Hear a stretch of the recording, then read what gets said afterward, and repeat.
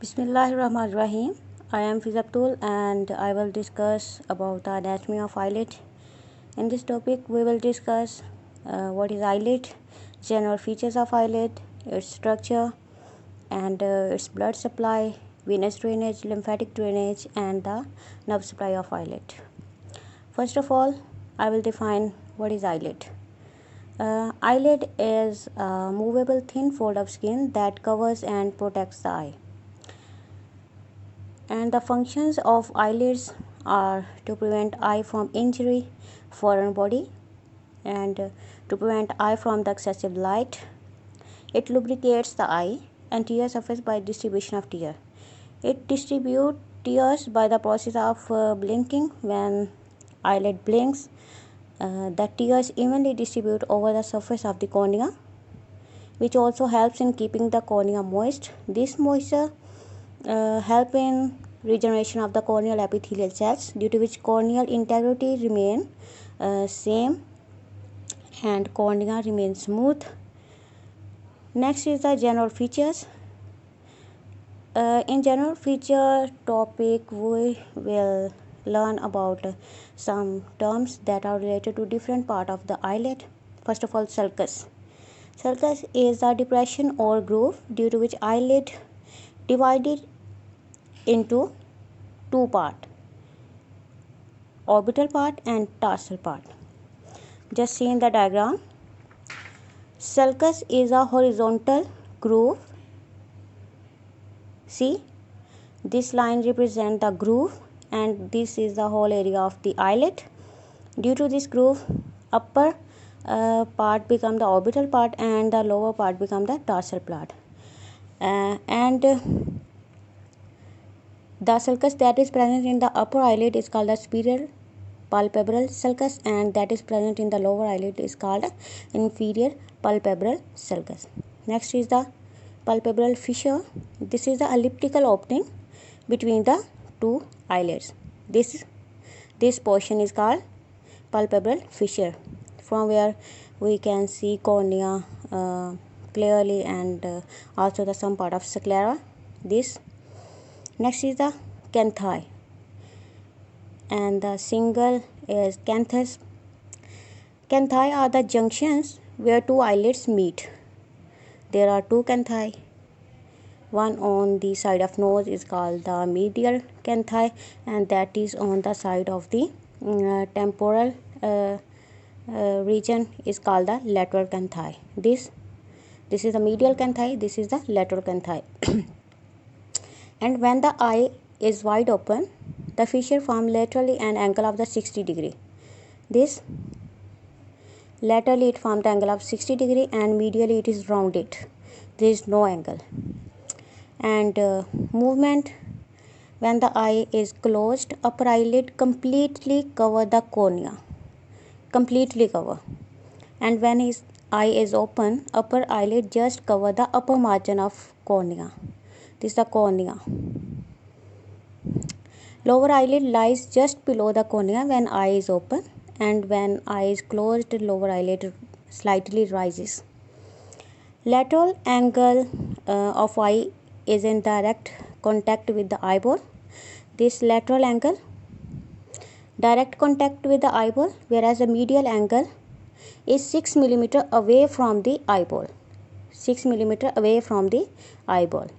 Why this is 6 mm away from the eyeball? Because between the two eyelids on the medial side there is a small triangular space that separate eyelids. This space, if you can see this whole space, this is called lacus lacrimal, due to which two eyelid separates, and between the two eyelids in the center of the lacus lacrimal there is a small pinkish elevation that is called caruncula lacrimalis. Small pinkish elevation called caruncula lacrimalis. And on the lateral side of the caruncula lacrimalis there is a semi-lunar fold. Semi mean half, lunar mean moon. Half moon shaped fold this is this one, that is called plica semilunaris. This is on the lateral side of the, this is Truncula lacrimalis, and this is the plica semilunaris on the lateral side of the, this is the side of nose, this is the medial angle, and this is the Truncula lacrimalis, and this is the plica semilunaris. Next, the margins. Margin of each eyelid is 2 mm thick and 30 mm long. Lateral 5/6 portion.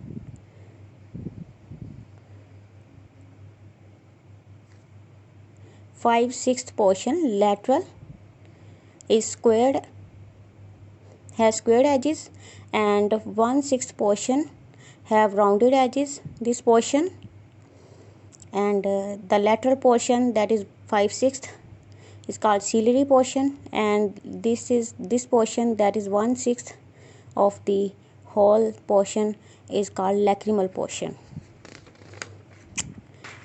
Then is a plica lacrimalis, about 5 mm from the medial angle. This is the medial angle, and about 5 mm from this angle there is a small elevation, that is called papilla lacrimalis, and on the top of this elevation there is a small hole, that is called punctum lacrimal. And the function of punctum lacrimal is to drain tear into the canalculus lacrimalis. All these terms you will studied in the topic of the lacrimal apparatus. Then is the eyelashes. Eyelashes are short curved hair that are longer and more numerous on the upper eyelid. About 150 eyelashes on the upper eyelid and 70 or 80 eyelashes on the lower eyelid. So upper eyelid have more lashes, or that are more longer than the lower eyelid. Next is the structure.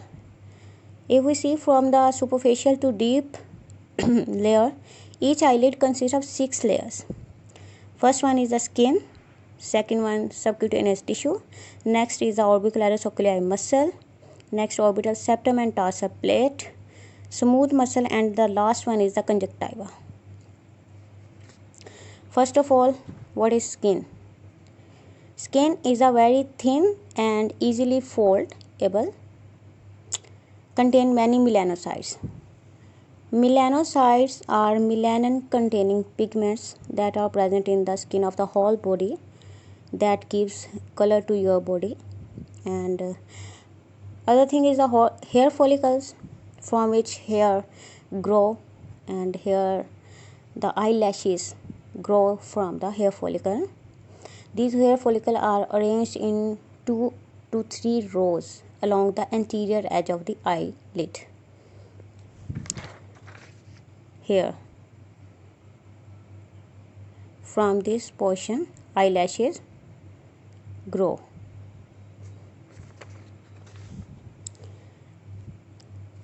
In the skin, there are 2 types of glands, gland of Zeiss and gland of Moll. Gland of Zeiss are sebaceous glands that open into each follicle, whereas gland of Moll are the modified sweat glands that are present between the follicle. And the second layer is the subcutaneous tissue that is under the skin, and this layer consists of the loose connective tissue rich in elastic fibers. This layer is almost devoid of fat.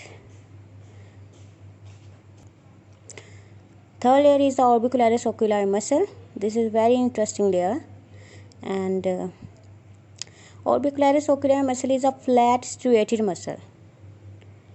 It surrounds the orbital margins. Extend onto the temporal region and cheeks, and it also extends into the eyelid. Just see in diagram. This is the orbicularis oculi muscle. This is the striated muscle, and it surrounds the orbital margins. It also extends to the cheeks, temporal region. This is the temporal region, and this is the cheeks region, and it also surrounds the eyelid. This is the upper eyelid and this is the lower eyelid. It has two portions, orbital portion and the palpebral portion. The part of orbicularis oculi muscle that extend onto the eyelids are called palpebral portion, because palpebra mean eyelid, and that surround the orbital margin is called orbital portion. Orbicularis oculi muscle has two origins. One is arise from the medial palpebral ligament, from this portion. This is the medial palpebral ligament, and the other origin is from the orbital part of the frontal bone. Frontal bone present here on the top,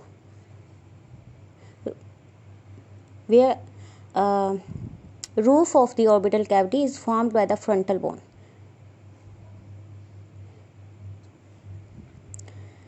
Next layer, fourth layer, is the orbital septum that also contain the tarsal plate.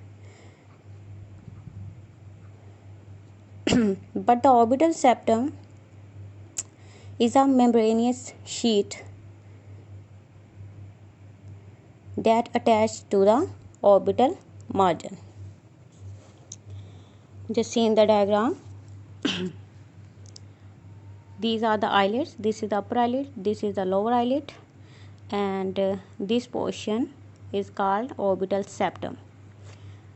These are the orbital margin, upper orbital margin, lateral, medial and lower. Orbital septum attached to the orbital margin here, and it separates the eyelid from the orbital content. eyelid को separate करता है orbital content से. This is the orbital septum.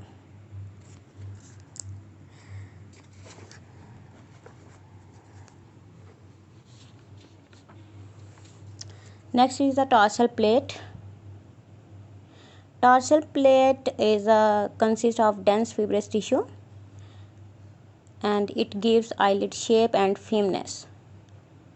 Tarsal plate of upper lid is much longer than the lower eyelid.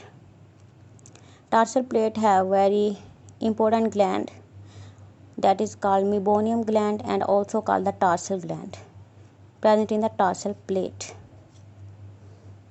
These are the modified sebaceous gland, and 20 to 25 in each eyelid. They have oily secretion.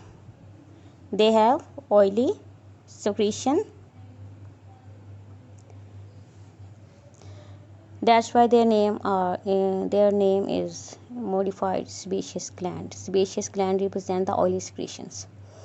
They discharge their secretion on the eyelid margin. Functions of tarsal gland: to keep the cornea moist, and it also provides lubrication, and it prevents the evaporation of tear that prevent from becoming the eye dry.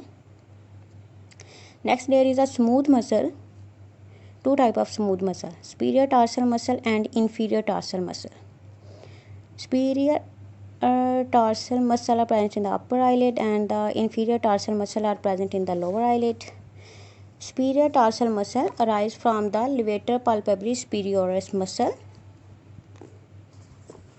Here, this is the levator palpebrae superioris muscle, and from the lower side of the levator palpebrae superioris muscle arises smooth superior tarsal muscle that attaches to the upper margin of the superior tarsal plate. If this is the superior tarsal plate, this is the inferior tarsal plate, and from the posterior side of the levator palpebrae superioris muscle, smooth muscle arises, and they will attach to the upper margin of the superior tarsal plate, and the inferior tarsal muscle attached to the lower margin of the inferior tarsal plate. There, these muscle helps in Superior tarsal muscle arise the upper eyelid. This is the function of the superior tarsal muscle. And inferior tarsal muscle lower the lower eyelid. They help in opening of the eye. Next, where is the conjunctiva? That is the last one. Conjunctiva is a thin mucous membrane that underline the lower surface of eyelid and part of the eyeball, anterior part of the eyeball. It is studied in the three part. First one is the palpebral part, then bulbar part and the conjunctival fornix. Palpebral part is the part that attached to the posterior surface of the tarsal plate or the posterior surface of the eyelid. And the bulbar part that lies on the anterior surface of the eyeball, just on the sclera, and the point where palpebral part make transition to the bulbar conjunctiva, this portion is called conjunctival fornix.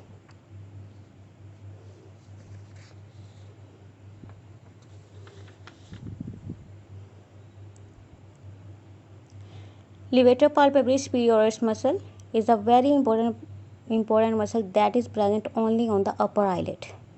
This help in arising of the upper eyelid, and this is a striated muscle, and if this is not functioning, the eyelid will droop and make the vision problems, because eyelid will completely cover the cornea. Next is the blood supply. Blood supply is different for the lateral part and the medial part. Although the supply is coming from the ophthalmic artery, the same artery present on the lateral part and the medial part, but branches are different. Lateral palpebral arteries that are arises from the lacrimal artery, which is a branch of ophthalmic artery, give supply to the lateral part, but the medial palpebral arteries that arise from the ophthalmic artery give supply to the medial part. Medial palpebral arteries further divided into the superior and inferior artery, and this superior and inferior further divided into two arches, and there is an anastomose that is present between the medial arteries and lateral arteries.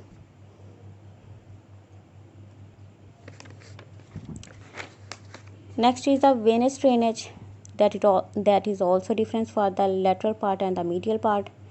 Laterally, eyelids are drained by the superficially temporal vein and medially by the ophthalmic and angular vein.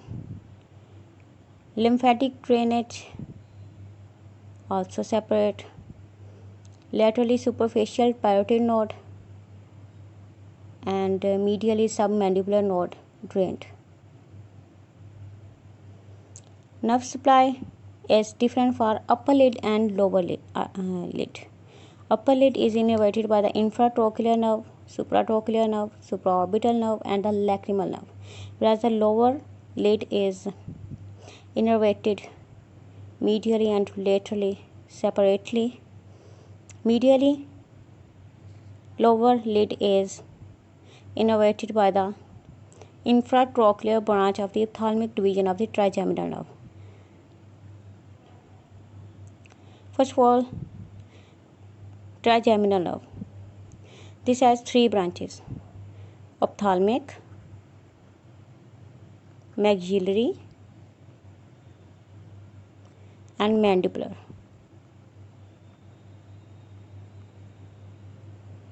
Here we have concern with two branches. First of all, ophthalmic, and the other is maxillary division. Medially, infratrochlear branch of the ophthalmic division innervates the lid, lower lid, and laterally infraorbital nerve branch of the maxillary division of the trigeminal nerve innervate the lid. So this is all about the eyelid, and ask me if you have any question. Thank you.